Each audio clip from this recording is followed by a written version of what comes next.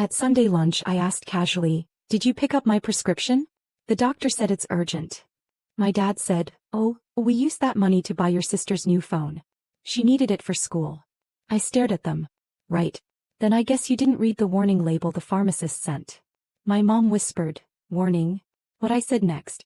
Their faces went white. Drop a comment and let me know where you're listening from and what time it is for you right now. I'd love to know who's part of our community. The silence that followed wasn't just quiet. It was heavy, suffocating, like all the air had been sucked out of the room. It was the kind of silence that usually precedes a disaster, or maybe, in our house, the kind that follows a breach of etiquette. My father, Michael, didn't look up from his plate. He sliced his steak with the precision of a surgeon, or perhaps just a man who believed that if he ignored a problem hard enough, it would cease to exist. My mother, Elizabeth, was already fluttering, rearranging the floral centerpiece, her nervous energy radiating off her like heat waves. "Natalie, don't be dramatic," Michael said finally without looking at me. "It's just medication. We'll get it next week." Chloe needed the camera kit for her vlog. "It's an investment in her future." "An investment," I repeated, the word tasting like ash in my mouth. "Yes," he said, finally looking up, his eyes cold and flat. "An investment. Unlike your constant medical expenses." I looked at Chloe, my beautiful golden sister. She was 19, glowing with health and vitality, completely absorbed in her new phone, testing out angles for her next video. She didn't even hear us. She didn't have to. In this house she was the art on the wall, to be admired and protected. I was the drywall, the studs, the insulation, necessary for the structure to stand but invisible until something cracked. I stood up. My legs felt weak, a tremor running through my hands that I hid by clenching them into fists at my sides. It was a familiar sensation, the physical manifestation of the neurological condition I'd been managing in secret for months. But this time the shaking wasn't just fear. It was rage. A cold, hard rage that settled in my chest like a stone. "Where are you going?" Elizabeth asked, her voice shrill. "We haven't even had dessert." "I'm leaving," I said. My voice was steady, surprisingly so. "And I'm not coming back until you explain why a piece of technology is worth more to you than my health." "Natalie, sit down," Michael commanded. "You are making a scene." "No," I said. "I'm making a choice." I grabbed my keys from the counter. They felt heavy in my hand, heavier than they should. I walked to the door, my footsteps echoing on the pristine marble floors. I didn't look back. I knew what I would see if I did. My mother's anxious face, my father's angry one, and Chloe, still oblivious, still perfect, still the center of their universe. I got into my car and drove. I didn't go to a friend's house. I didn't go to a park to cry. I drove straight to the pharmacy. The drive was a blur of white lines and red taillights. My mind was racing, replaying the conversation, dissecting it, analyzing it like I would a blueprint. "We used that money to buy your sister's new phone." It wasn't just selfishness. It was a statement of value. My health, my survival was worth less than $2,800. When I reached the pharmacy, my hands were shaking so badly I could barely get my credit card out of my wallet. The total flashed on the screen, $2,450. It was my entire emergency fund. Every cent I'd saved from freelance projects, from skipping meals, from walking instead of taking the bus. I swiped the card. The machine beeped. Approved. I took the bag with the vials of medication. It felt light, insignificant for something that had just cost me my safety net. I walked back to my car and sat there for a long time, staring at the steering wheel. I thought about the glass child syndrome. I'd read about it years ago in a psychology class. The sibling of a child with special needs, or in my case special status, who is looked through, never at. The child who is expected to be perfect, to be problem-free, to be invisible so the parents can focus on the one who shines. I had spent my entire life trying to be invisible. Trying to be low maintenance. Trying to be the good daughter who didn't need anything. And it had gotten me exactly nothing. I was transparent to them. But the thing about glass is that when it breaks, it becomes sharp. And I was done being smooth and transparent. I was ready to cut. I started the car. I wasn't going back to the house in Connecticut. I was going to my apartment in the city, the small studio I paid for myself, the one place where I was solid, real, visible. I had a plan. It wasn't a plan for revenge, not exactly. It was a plan for an audit. A structural assessment of the family I had been propping up for 23 years. I arrived at my apartment and locked the door behind me. The silence here was different. It wasn't the suffocating silence of the Connecticut house. It was a silence I had chosen. I sat down at my desk and opened my laptop. I pulled up the family's shared cloud drive, the one I managed because my father couldn't be bothered to learn how to organize files. I started looking. Not as a daughter but as an architect inspecting a building for faults. And I found them. Cracks in the foundation. Discrepancies in the ledgers. Money moving in ways it shouldn't. I saw the withdrawal for Chloe's camera kit. $2,800. And right next to it, a transfer from my own savings account to the joint family account, labeled utilities. I had paid the electric bill that month. I had paid for the lights that illuminated their perfect dinner. I kept digging. I went back 5 years. And there was a loss. A massive, gaping hole in the family finances. $185,000. Gone. The date coincided with a tech investment boom that had crashed spectacularly. My father had invested. And he had lost. I sat back in my chair. The pieces were falling into place. The tension in the house, the obsession with appearances, the refusal to spend money on anything that didn't contribute to the facade of wealth. They weren't just selfish. They were broke. And they were terrified. I looked at the medication box on my desk. The warning label stared back at me. Mandatory state reporting for hereditary conditions. I read it again. And then I read the fine print. Failure to treat. Neglect. Investigation. My phone buzzed. A text from Michael. You're being dramatic. The pharmacist is exaggerating. Come home, we have guests tonight. You need to handle the catering. I looked at the message. Handle the catering. Not, are you okay? Not, did you get your medicine? Just a demand for service. A demand for the invisible daughter to come back and make things seamless again. I didn't reply. I opened a new document on my computer. I titled it Audit. And I started typing. I wasn't just a daughter anymore. I wasn't just a glass child. I was the inspector. And I was about to condemn the building. The next morning I woke up with a clarity I hadn't felt in years. The anxiety that usually buzzed in my chest like a trapped insect was gone, replaced by a cold, hard resolve. I took my medication, the injection stinging as it went in, a reminder of what was at stake. My hand was steady. I pulled up the family calendar. Aunt Catherine's birthday was next week. Catherine, the sister my father never spoke of. The one who had married a forensic accountant and moved to the city, refusing to play the status games that consumed the rest of the family. I hadn't seen her in years, but I knew where she lived. And I knew she would understand. I printed out the financial records I had found. I printed out my medical history, the diagnosis I had received months ago and hidden, the prescription rejection notice. I put it all in a neat folder. Then I got dressed. Not in the soft, blending-in clothes I usually wore to family events, but in my sharpest suit, the one I wore for client presentations. I drove to Catherine's brownstone. She opened the door, surprised to see me. She looked like my father but softer, her eyes sharp and intelligent. Natalie, she said. What are you doing here? I need to hire you, I said. Or rather, I need to consult with you. She looked at the folder in my hand, then at my face. She stepped back and opened the door wide. Come in. We sat in her living room, surrounded by books and art, a stark contrast to the empty white surfaces of my parents' house. I laid out the documents. I walked her through the timeline. The lost investment. The years of financial tightrope walking. The neglect. The hammer kit. Catherine listened without interrupting. She flipped through the pages, her expression grim. When she reached the medication warning label, she stopped. She read it, then looked up at me. Do you know what this means? She asked. It means if I don't treat it, the state gets involved, I said. It means more than that, she said. Look at the insurance policy. She pulled up a file on her own computer. It was a copy of my father's life insurance policy, an old one taken out decades ago. The premiums were low, the payout massive. Millions. It was the only real asset the family had left. The only thing standing between them and total ruin if Michael died. Read the exclusion rider, Catherine said, pointing to a paragraph in tiny print. I read it. Policy void if any direct descendant is diagnosed with a hereditary neurological condition prior to the age of 25. The room spun. I grabbed the edge of the table to steady myself. Hereditary. Neurological. My condition. He knew, I whispered. He knew if I was diagnosed, if it went on my official record, the policy would be voided.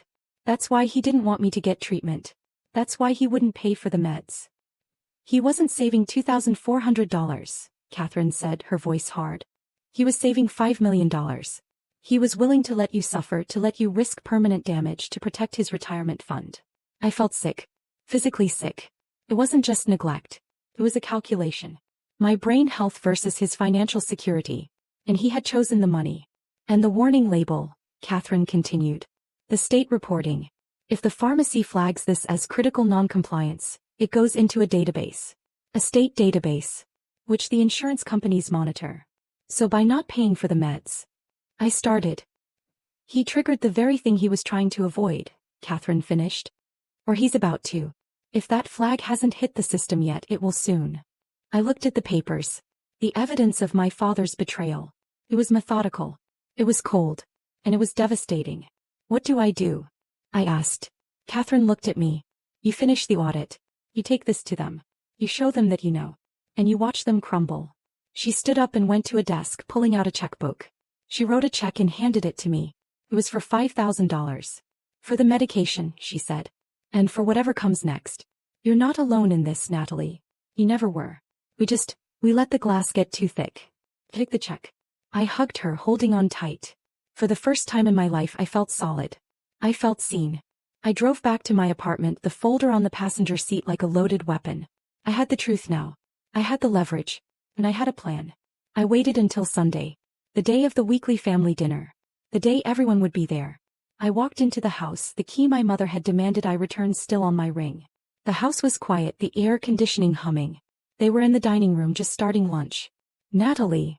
Elizabeth exclaimed, half rising from her chair. We were so worried. You didn't answer any texts. Are you ready to apologize? I walked to the table. I didn't sit. I placed the folder on the white marble in front of my father. I'm not here to apologize, I said. I'm here to update the ledger. Michael looked at the folder, then at me. What is this? It's the cost of doing business, I said. Open it.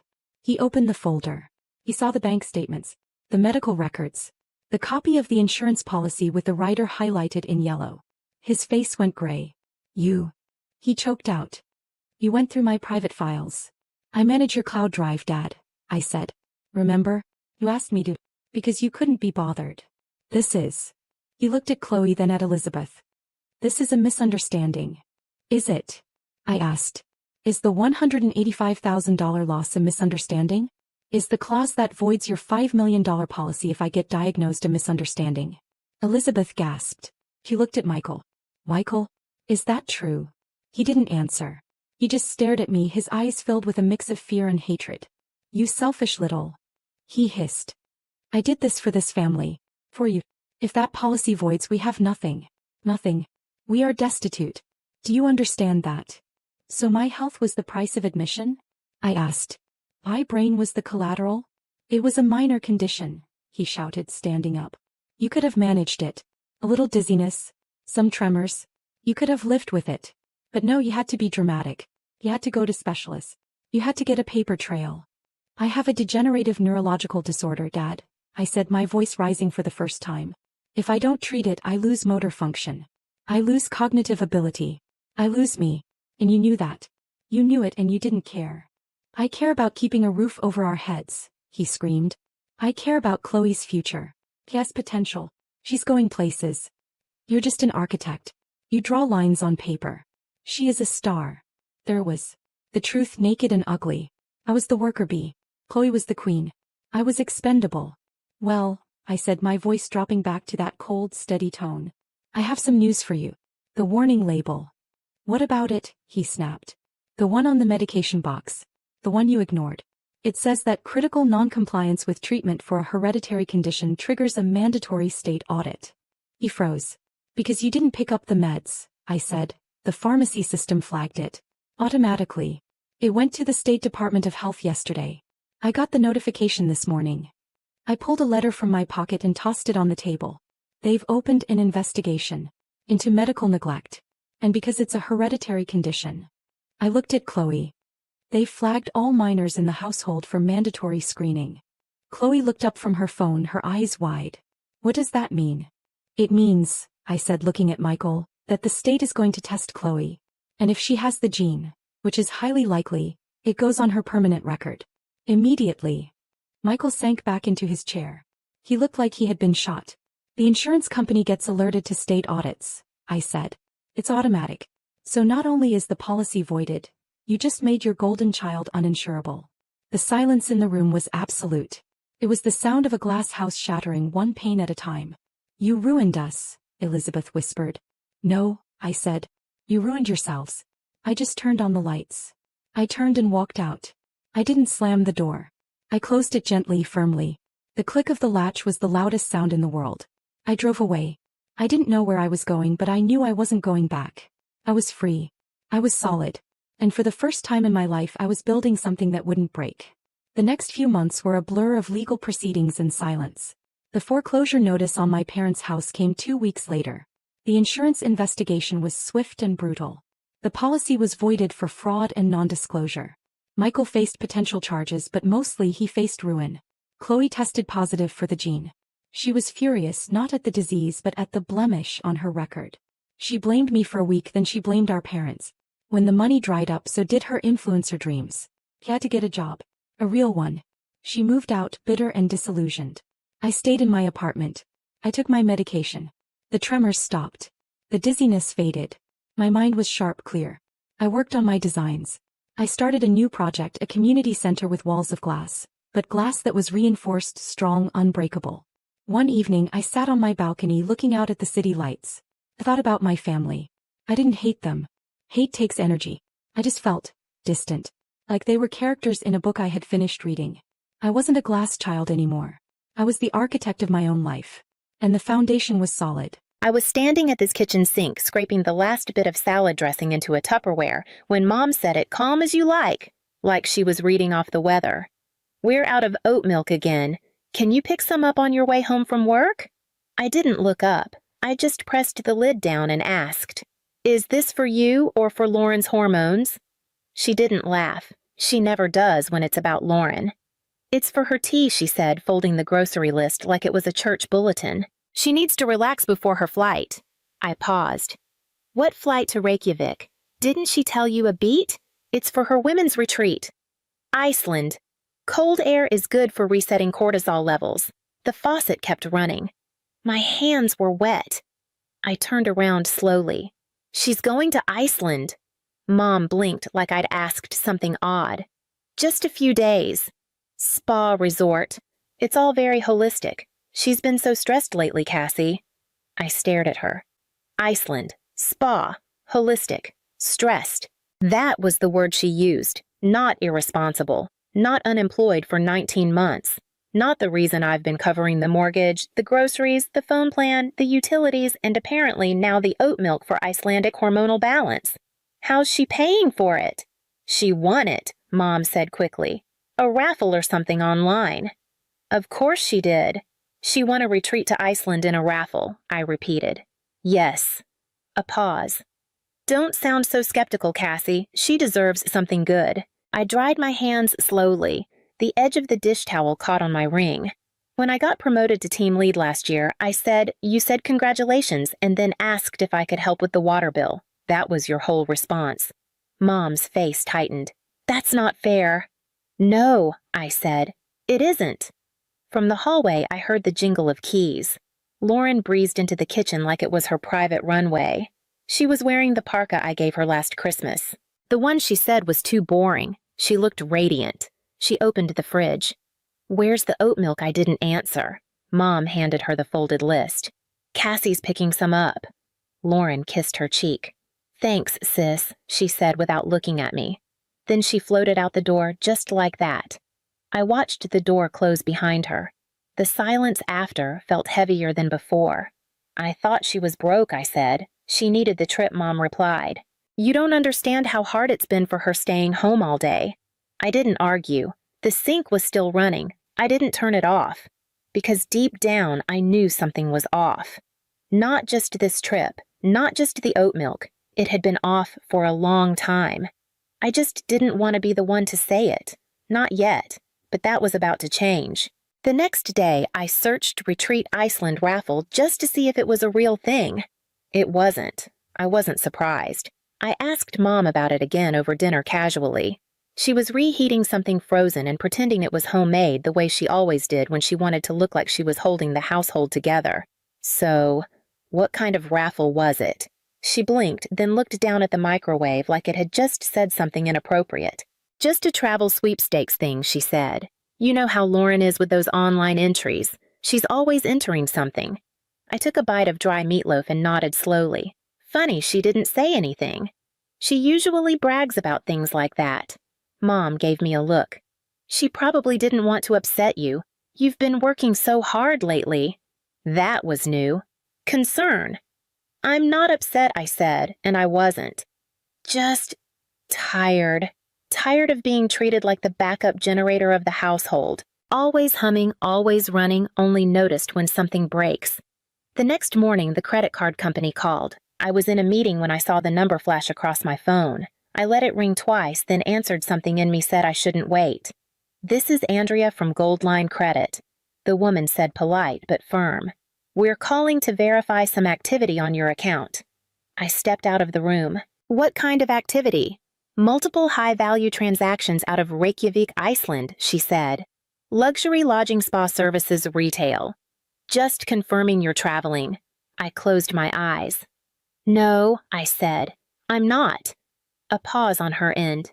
"Would you like to freeze the card?" "Yes," I said, immediately. $24,000. That's how much had been charged to my gold card in under 3 days. I scrolled through the itemized report she emailed me: boutique hotel, private tour, thermal spa, 4 restaurants, and something labeled Glacier Heli Excursion. I forwarded it to myself, then printed it at home. I left the pages on the table where Mom always read her paper. I didn't say anything. That evening, I came home to a strangely calm living room. Mom was folding laundry with extra purpose. Dad, who rarely spoke unless ESPN was on, cleared his throat. "She didn't mean anything by it," he said. I waited. The card was just lying there. "You always leave it out," Mom added. "It's not like she stole it." I picked up the page from the table, held it up. $24,000 in 3 days. "She thought it was expiring," Mom said quickly. "She didn't want it to go to waste." I stared at her. "She said that I asked." Mom hesitated, more or less. I didn't say another word, just picked up the paper and went upstairs. On the voicemail, Lauren's voice was chipper. "Hey, sis," she said. "Looks like the card stopped working. Can you fix that? I still need to book the Ice Cave tour. Love you." She hung up without waiting for a reply. I didn't tell them right away that the card was frozen. They found out the next morning when Lauren called from the hotel lobby. Mom was in the living room pouring her 3rd coffee of the day. The mug said, "Grateful Heart" on the front. She says her card isn't working. Mom said, phone to her ear. I didn't look up from my laptop. "No, it isn't." She blinked. "You turned it off. I reported it stolen," I said calmly. Dad from his recliner. "That seems excessive." "She took it without asking," I replied. "That's theft, last I checked." Mom's voice was tight. "You always overreact." Lauren called again. I didn't answer. She left a voicemail. "Seriously? You canceled it." "I have things booked, Cass. That's incredibly immature. I was going to get you something." That last part, I don't know why that made me laugh. Maybe because it was said with such confidence. As if a t-shirt from a tourist shop justified $24,000 in unapproved charges. Later that day, Mom knocked on my bedroom door. She hadn't done that in years. "We need to talk," she said. I shut the laptop. She stepped in and sat down like she still had authority in the room. "She's stranded. She's in a 5-star hotel. She has no food money. She ordered truffle risotto last night. It's on the invoice. She's your sister." That again. That ever-reliable script. Family. Obligation. The eldest daughter as contingency plan. I sat up straighter. "Do you remember when I was in college and got that stomach ulcer from working 3 part-time jobs?" Mom looked uncomfortable. "You're bringing that up now." "I called you crying," I said. "I needed help with a hospital bill. $2,000. Silence. "You told me Lauren needed braces more." She pressed her hands together. "That was a different time. It was always a different time." She looked older in that moment, not just tired, but exposed. Like the lines around her eyes weren't just from age, but from holding a mask too long. Then she did something I didn't expect. She reached over and put her hand on mine. "I know we didn't always treat you fairly," she said. "But right now, she really needs you." I didn't pull away, but I didn't nod either. I thought of the voicemail, the receipt, the way Lauren said, "Fix it," like I was tech support, not her sister. I thought about the day I turned 16 and they gave her a car and me a savings bond. I thought about the time she borrowed my rent money to start a business and then bought concert tickets. And I thought about the house, the deed in the drawer, the one Dad signed over to me 5 years ago when he couldn't cover the back taxes. The deal was simple. I pay, I own it. I thought about all of that and then I smiled. Okay, I said. Mom looked up surprised, relieved. You'll help. I stood and walked to the dresser, pulled open the top drawer and took out a different card. Black, clean, unused. This one's still active, I said, handing it to her. Book her whatever she needs. She took it like it was forgiveness, like the world was right again. I watched her leave the room, and then I picked up my phone and called someone I hadn't spoken to in a while. Grandma, I said, are you still looking for kitchen help at the cafe? The next few days were strangely quiet. Lauren's calls slowed down after the third voicemail. She'd moved from cheerful to annoyed to something that sounded like passive apology. She never said the word sorry, but there were enough sighs and drawn-out pauses to let me know she thought that counted. Mom started moving with a little more softness. Less commanding, more suggestion, like offering a cup of coffee when I came home. Like asking how work was but not waiting for the answer. And me, I smiled. I nodded. I said yes. I handed them a card. It wasn't the gold one. That one was gone dead buried. This one was black newer. It had been sitting in the back of my drawer for over a year. I'd gotten it after a client event never used it. I activated it, set a limit, and handed it over. She still has some things to cover, I said neutral. Flights, meals, whatever. Mom looked like she'd just been handed a second chance. She didn't ask why the card looked different. She didn't ask why I activated one I hadn't touched in months. She didn't ask anything.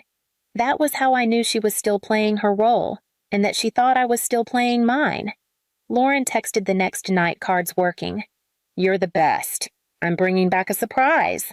I didn't answer. Instead, I packed 3 boxes and booked a moving service for the following Tuesday. Just clothes books, paperwork, the things that mattered. The rest could be replaced or forgotten. I called the realtor the next morning. Her name was Andrea. We'd met once at a networking event 3 years ago. She remembered me, asked how the house was holding up. I told her I was ready to let it go. She didn't need to know the rest, only that the deed was in my name, that I was the sole signatory, and that I'd be out by Friday. She said she had a buyer who'd been waiting on this block for months. We scheduled the walkthrough. In the garage, I found the copy of the tax transfer papers Dad had signed. I'd kept them in an old folder marked temporary. I never changed the label. Upstairs, I removed the framed family photo from the hallway, the one from Christmas 7 years ago. I'd been cropped at the edge, barely a shoulder. It used to bother me. Now it made sense. I was never really in the picture, just close enough to cast a shadow. I didn't tell anyone I was leaving. Not yet. I left the key under a rock in the garden for the moving crew. Marked the boxes kitchen documents don't lose. Then I drove to Grandma's. She opened the door like she'd been expecting me. No questions, just a nod and a small smile that didn't quite reach her eyes. I have 3 rooms, she said, and no patience for nonsense. I smiled. Perfect. Inside, the house smelled like flour and tomatoes and old wood. The kitchen was loud clatter orders shouting in English and Spanish and something in between. Her cafe hadn't changed. Neither had her rules. You ready? She asked. Not yet, I said, but I will be. She wiped her hands on a towel and looked me in the eye. They'll show up. When they do, I'll handle it. I know, and I did. They came back on a Thursday, mid-afternoon. Sky half-cloud suitcase wheels dragging over the walkway like a warning. I was waiting. Not inside the house. On the porch swing. Lauren got out of the car, first, smiling like we were sisters who actually talked. You came to pick us up. I didn't answer. Dad grabbed the bags. Mom reached for her keys. She tried the lock. Then again. She looked at me confused. Did you change the door code? No, I said. I changed the lock. She blinked. Why, you don't live here anymore. She laughed that dry, clipped laugh she used when something made her uncomfortable. Cassie, come on. I stood up slow, walked down the steps, and handed her a manila envelope. Inside, signed closing documents. Sale confirmation. Wire transfer receipt. Andrea had worked fast. The buyers were moving in on Monday. I sold it, I said. Lauren frowned. Sold what? The house. Her face fell like a dropped plate. You can't do that, she snapped. That's illegal. This is Dad's house. Dad opened the envelope. His face went pale before he even reached the second page. Cassie, you signed the deed to me 5 years ago, I said quiet. Remember when the IRS came? He opened his mouth, closed it, sat down on the curb like he needed air. Mom's voice sharpened. You had no right. I looked at her, and for the first time in years, I didn't flinch. I paid the back taxes. I've paid the mortgage, the bills, the maintenance, the repairs. For half a decade, I've kept this house standing. You just lived in it. Lauren stepped forward. So, where are we supposed to go? I handed her a second envelope. She opened it. Inside, an address, a set of keys, and a sticky note in Grandma's handwriting. Room upstairs. Work starts at 6. Apron on by 5:45. Mom stared at the paper like it was written in code. You sent our things to your grandmother's. I sent your things to your mother, I corrected. And she agreed to take you in. As long as you pull your weight. Lauren scoffed. You think she can tell me what to do? She's been doing it since before you were born. Dad finally spoke. What about the card? I turned to him. Which one? The black one. The one we used. Oh, I said. That wasn't mine. Lauren stiffened. What? That card was yours, I said, meeting her eyes. You opened it 2 years ago, left it in a drawer when you quit that copywriting job. I never used it, she snapped. You did now. She looked at the paper in her hand, then back at me. You're lying. I didn't reply. The moving truck pulled into the driveway. The new owners stepped out, a couple with a baby and a dog, beaming. I turned back to my family. You have 3 days to vacate Grandma's guest rooms. Mom's mouth opened, closed. I didn't wait for what came next. I walked to my car, started the engine, and left. No speech, no last word. The house was already gone. So was I. It was quiet for a while after that. No calls, no voicemails, no late-night knocks on my door. Just peace. I moved into a small apartment on the other side of town. Nothing fancy. 2 rooms, soft light, no shared walls. The kind of silence you don't realize you've missed until you finally get to keep it. Work picked up. I stopped checking my bank balance 3 times a day. I stopped flinching when the phone rang. I bought flowers for my own kitchen table, not because it was anyone's birthday, just because I liked the color. Then one morning, Grandma called. She never starts with small talk. They're adjusting, she said. I didn't ask who. Your mother scrubs pans slower than I'd like, but she's doing it. Your father learned how to fold napkins poorly. And your sister, she finally figured out how to clock in on time. I didn't say anything. Grandma sighed. They're not saints, but they're different. Some things can only be learned by sweat. That night I couldn't sleep, not from regret, just weight. The kind you don't realize you've been carrying until someone names it for you. The next week I stopped by the cafe, not to talk, just to see. The back door was propped open. The usual smells garlic oil yeast wrapped around me like a coat I hadn't worn in years. Through the kitchen window I saw them. Lauren wiping down Counter's hair, tied back sleeves rolled. Dad folding paper menus into neat stacks. Mom, hands in dishwater mouth pressed into a line. None of them looked up. I didn't go inside. I just stood there watching, not with anger, not with pity, just clarity. They looked like people who were finally being asked to hold up their end, and for once, no one was reaching for my wallet. I walked back to my car. Later that week, I got a letter, handwritten. My name in careful cursive I hadn't seen since childhood. Inside one line, "You were right. I just didn't want you to be. Mom." No apology, just that. It was enough. I folded it, slid it into a shoebox with a few other things I hadn't thrown out yet. An old photo, a birthday card from Grandma, the receipt for the back taxes I paid the year they nearly lost everything. I didn't cry. I didn't smile. I just closed the lid. Months passed. Seasons changed. Sometimes I'd hear about them secondhand through Grandma or a friend from church. Lauren got a second job. Dad fixed the cafe's leaky pipes. Mom started baking again. None of it made me feel anything big, just something small. Like, maybe... The ground had settled. One Sunday, I walked by the old house. New paint, new flowers, a tricycle in the driveway. I didn't stop, didn't slow down, because this wasn't a story about getting back what I lost.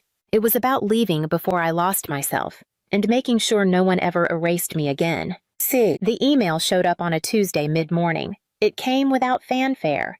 No urgent subject line, no red flag, just a quiet line in my inbox, final transfer.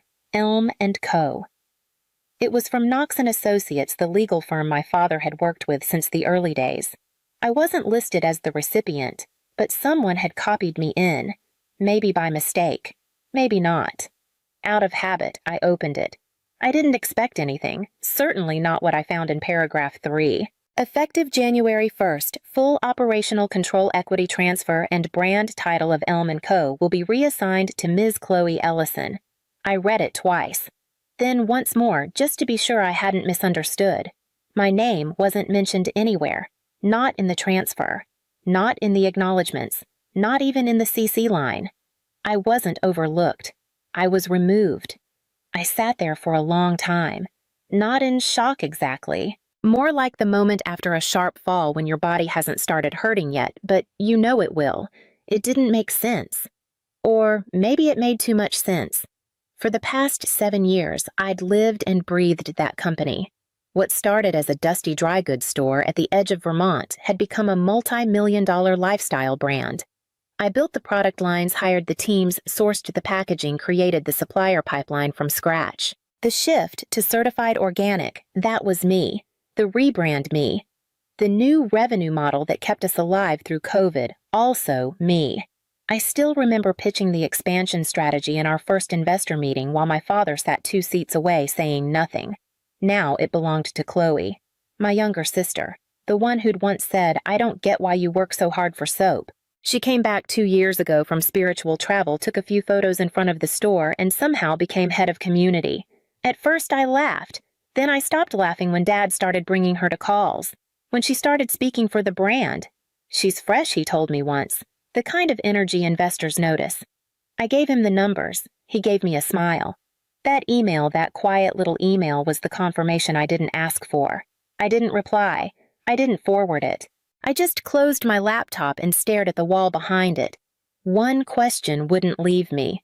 When exactly did they decide I no longer existed? And the one that hurt more. Why did they think I wouldn't fight back? I didn't reply to the email. I didn't forward it. I didn't even mention it to anyone. Instead, I opened a folder I hadn't touched in years, the original archive I built when we were still calling it the shop, not a brand. Inside were early brand assets, PDFs, mock-ups, supplier contracts, handwritten timelines, copy drafts I'd written on flights and edited between shifts. It wasn't nostalgia. It was record-keeping. I'd always been the one who kept the paper trail. The first logo file was still there. I remembered drawing it on the back of a napkin at a coffee shop near the co-op after a buyer said our packaging felt too forgettable. I stayed up that night teaching myself Illustrator, trying to make something that looked like memory. Soft type A, curling ampersand like a root, simple grounded mine. Dad had said it looked a little handmade, but I convinced him to test it. It tripled our wholesale orders in under 3 months. I pulled up the current website. The ampersand was gone. So was everything else I recognized. New logo, new name, new tone. Under our journey, the story began in 2021. Not a single photo from before. Not a mention of our first storefront or the 5 years we spent loading boxes ourselves. Just Elma Studio was founded by Chloe Ellison as a space for intentional beauty and mindful design. I searched for my name. It wasn't there. I checked the blog archive media mentions the press section. Nothing. The interview I did with our first national stockist gone. The local article where I explained our early product sourcing process not linked. Even my quote about small rituals, the one that used to be printed on the inside flap of every box replaced by a line from Chloe. I want every product to feel like light in your hands. I opened Chloe's LinkedIn. She had updated her title Founder and CEO, Elma Studio, Public Speaker, Brand Visionary. In one video clip, she held up the bar soap I spent 3 winters perfecting, the one we used to call Snow Day. She smiled and said, "This one's my favorite. I made it for my mom." I watched in silence as she described the scent like it came from her childhood, not mine. They hadn't just taken the business. They'd rewritten its origin story. And I wasn't just cut out, I was smoothed over. They'd lifted the language, the ideas, the textures, but not the fingerprints, not the parts that pointed back to me. I checked the brand's latest investor deck. In the milestone slide, the timeline started in 2021. It listed first major retail partnership, which I had negotiated in 2019. Sustainable pivot, which I had pitched during lockdown. The only thing new was the name. I thought back to something Dad once told me during a late-night strategy meeting. No one remembers who poured the concrete. They just see the windows. At the time, I thought he meant we were a team, that he was reminding me not to chase attention. Now I realized he'd been telling me the plan. He never intended to build the story around me, just on top of me. I didn't call my father. I didn't reply to Chloe's text. I didn't write a long email or request a meeting. I didn't ask why they erased me. I already knew. They didn't think I'd push back. They thought I'd do what I always did, let it go, work harder, carry the weight quietly. But this time I didn't carry anything for them. I started walking backward, not in regret, but in precision. Brick by brick, memory by memory. The first thing I did was check the lease on the original Elm & Co. storefront. The one on Main Street with the peeling brick facade and the warped wooden floors I used to mop myself. It had changed hands when we expanded, rolled into a management shell company that Dad and I set up years ago.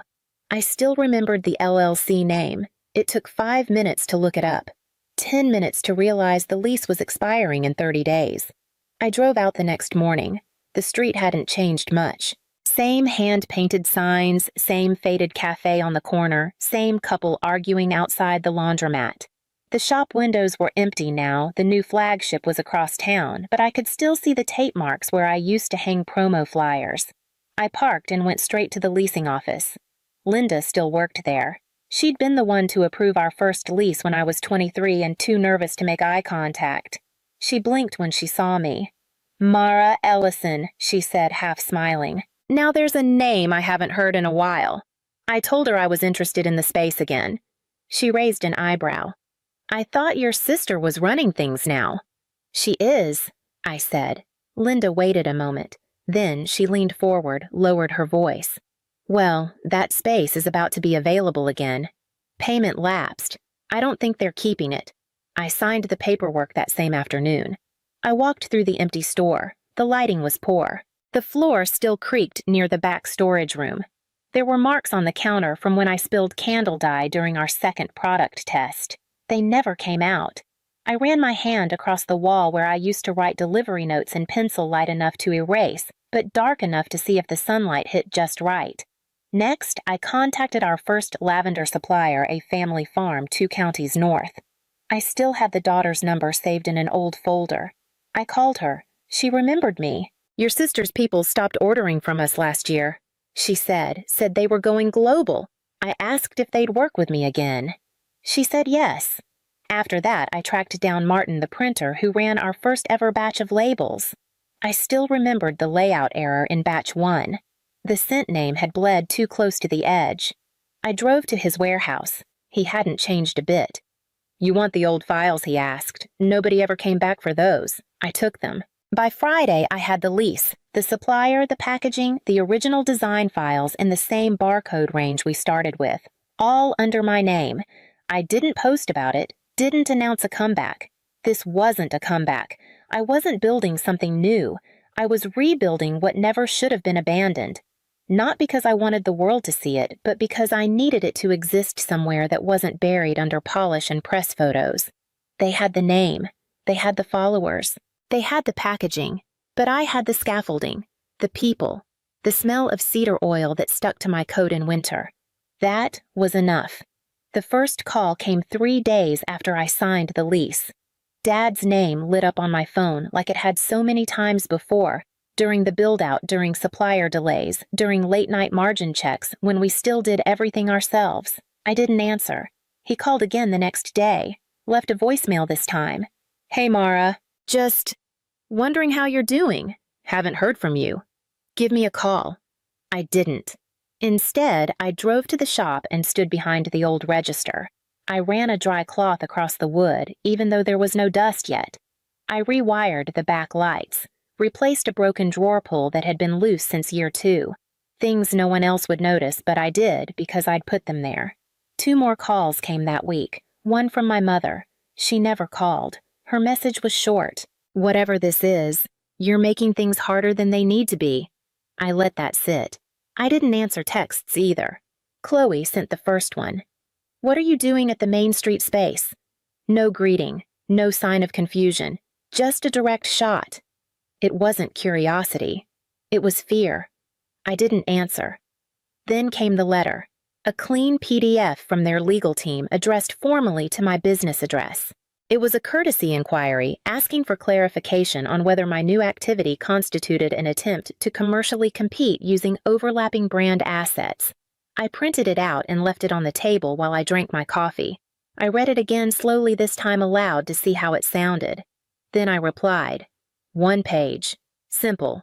The physical property at 118 Main Street, as well as product formulations, visual design templates, and original copy language were developed and filed under my name between 2016 and 2020.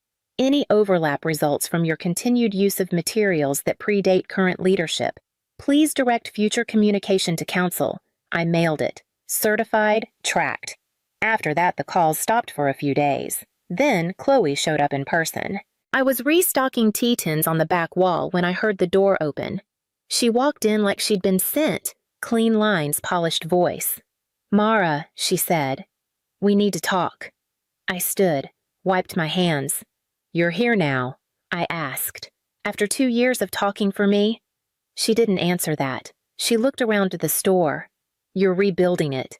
I'm remembering it," I said. She exhaled, frustrated or maybe just unsure. "Dad says you're trying to take it all down." I looked at her, really looked. She wasn't afraid of me. She was afraid I'd make people remember the version of the story where she wasn't there. "I'm not trying to take it down," I said. "I'm just taking back the parts you didn't know were real." She didn't respond. She left without touching anything. And I went back to shelving tins 1 row at a time. They didn't take me seriously. Not really.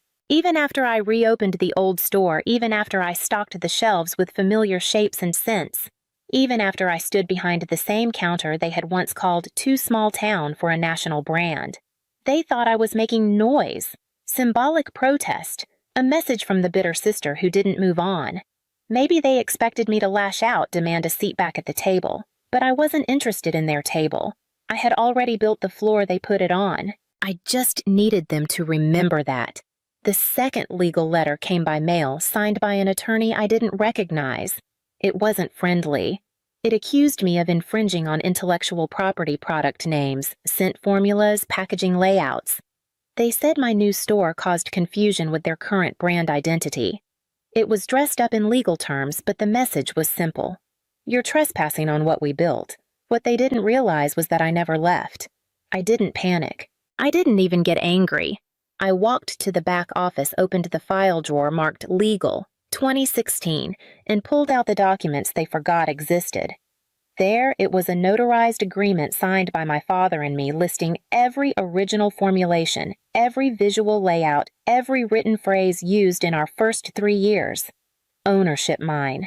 It wasn't just a creative folder, it was the foundation, and they never transferred it. Back then, Dad told me we didn't need to hire a lawyer. Said it was better if I held the original documents until we figure out how big this gets. We never followed up, and they never asked for the transfer. So I filed everything under my name, quietly, permanently. I put together a reply. 1 packet. Neat, thorough, annotated. I listed what I owned, the lavender and citrus blend we called Rainlight, the original Ritual Care tagline they still printed on boxes, the layout templates I created in PowerPoint when we couldn't afford a designer. I cited registration numbers, included timelines, then I added one sentence centered and bold. You have 14 calendar days to discontinue use of the attached intellectual property. Failure to comply will constitute willful infringement under federal law. I sent it by courier. Certified. No email, no heads up. 4 days passed. Then 7. On the 9th day, a junior lawyer from their side called and asked if I'd consider a licensing agreement. Legacy partnership, he called it. Said they wanted to honor the roots. I said no. Politely. No explanation. Just no. Day 12. Chloe posted a video. She stood in a neutral-toned studio with soft music playing behind her. We're entering a new chapter, she said. A reimagined brand that reflects who we are now, not where we began. The caption was full of buzzwords growth-forward vision. But what I saw was something else withdrawal. Over the next month, their packaging changed, the copy softened, the names disappeared. The labels got cleaner but emptier. One by one, the things I made stopped showing up in their feed. No one announced it. There were no headlines. But I knew what it meant. I didn't sue. I didn't go public. I didn't send a final message or leak a single file. I just watched as they erased what they once took quietly and completely, because they no longer had the right to hold it. I never wanted to destroy what they built. I only wanted them to stop building it on top of me. The rebrand happened quietly. No public apology, no announcement of rights transferred or names removed. Just new packaging, new language, a reshuffled website. Elma Studio became Studio Elma. The shelves looked cleaner, the copy sounded vaguer. The core faded. They moved on, and I let them. I didn't respond to the lawyer's final offer. I didn't check the trademark filings to see how much they had changed. I didn't walk past the flagship store again. I didn't need to. What mattered wasn't whether people knew what I did. It was that they couldn't pretend I hadn't done it. About a month later, a package arrived at the store. No return address.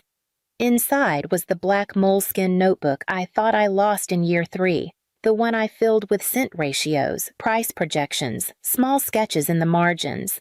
On the inside cover in my handwriting was a line I wrote during a snowstorm when we couldn't afford a generator and worked by candlelight. If we ever forget how this started, we lose the right to say what it is.